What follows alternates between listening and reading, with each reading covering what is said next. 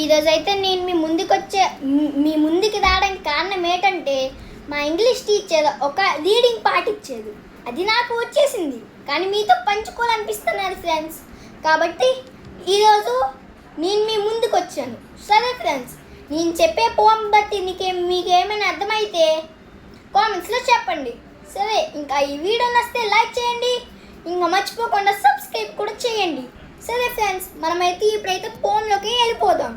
The railroad track is miles away, and the day is loud with voices speaking. At there isn't a train goes by all the day, but I hear its whistle shrieking. All night there isn't a train goes by.